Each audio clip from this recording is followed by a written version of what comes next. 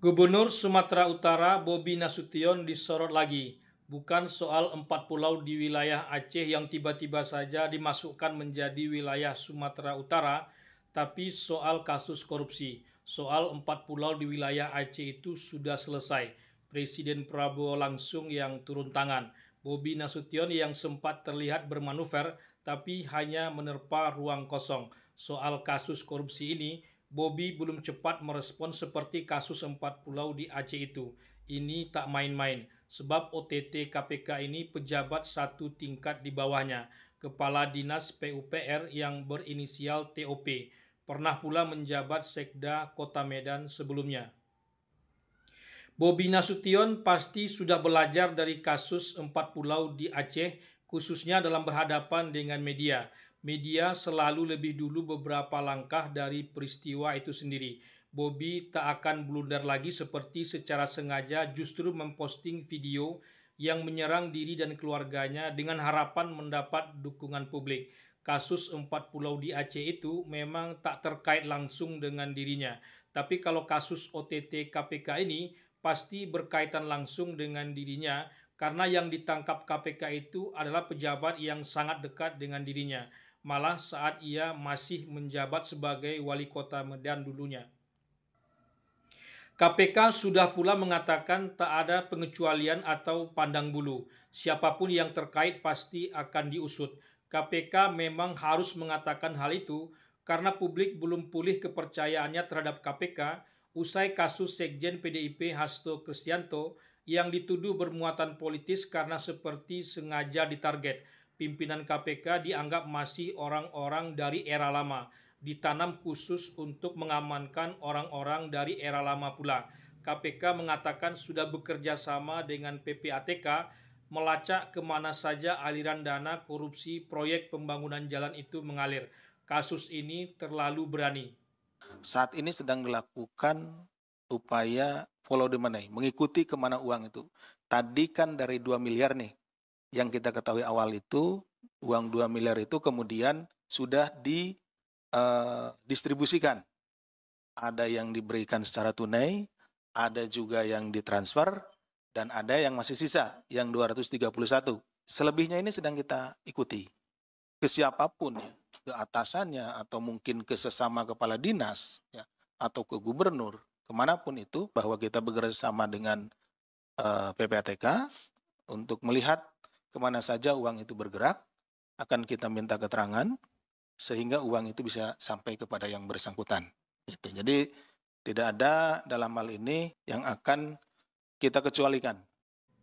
Di tengah usaha pemerintahan Prabowo memberantas tindak pidana korupsi, kasus OTT Kepala Dinas PUPR Sumatera Utara bersama 4 orang lainnya ini seperti tak ada takutnya. Mungkin saat Presiden Prabowo pidato soal korupsi, ia malah mencibir di belakang, seperti ada orang kuat yang sedang membacking dirinya.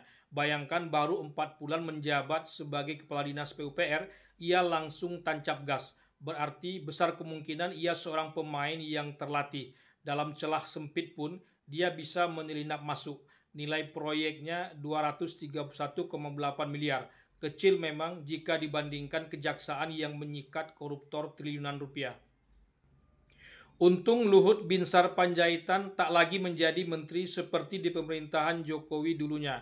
Kalau masih menteri, OTT KPK ini bisa dianggap sebagai kampungan. Sudah uangnya yang diperagakan hanya 200-an juta saja, proyek yang disasar pembangunan jalan di perbatasan Sumatera Utara dan Sumatera Barat pula. Seperti tak ada kerjaan lain saja. KPK ini bisa dianggap mengganggu investasi pula.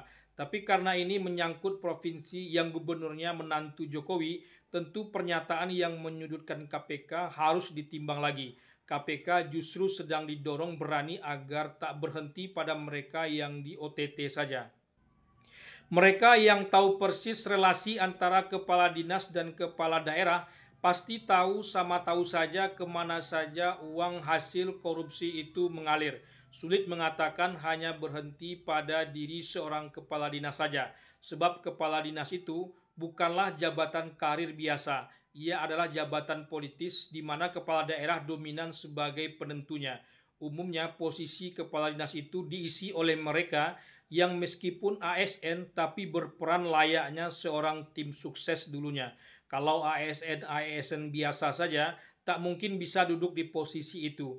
Posisi itu tak diduduki secara gratis. Semua kepala daerah tahu persis hal itu. Berbeda dengan Gubernur Sumatera Utara Bobi Nasution, Menteri PU Dodi Hanggodo langsung bereaksi atas OTT KPK ini. Ia akan memecat anak buahnya yang terlibat, sebab 1 dari 5 yang ditangkap KPK adalah Kepala UPTD Gunung Tua Dinas PUPR Provinsi Sumatera Utara yang merangkap sebagai pejabat pembuat komitmen. Awalnya orang merasa aneh kok Menteri PU pula yang bereaksi memecat anak buahnya. Bukankah Kepala Dinas PUPR adalah anak buah dari gubernur? Ternyata ASN lain berinisial RES yang diduga ASN pusat. Menteri PU menganggap OTT KPK ini sebagai tamparan keras bagi dirinya di tengah perang terhadap korupsi sedang gencar disuarakan oleh Presiden Prabowo.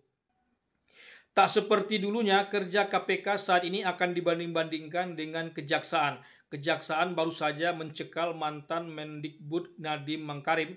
Apakah KPK akan bisa seberani kejaksaan? KPK benar-benar sedang diuji. Kebetulan kasus Hasto Kristianto sudah hampir sampai di ujung. Kasus OTT di Sumatera Utara ini akan disorot tajam percis seperti kasus Hasto. Sedikit saja KPK terlihat berbelok, maka tuduhan terhadap kasus Hasto bisa jadi menjadi pembenaran. Tentu tak harus dipaksakan pula kalau memang tak ada ditemukan bukti. Apakah KPK terlanjur masuk dalam kasus OTT ini atau memang sengaja masuk? Waktu yang akan menjawabnya.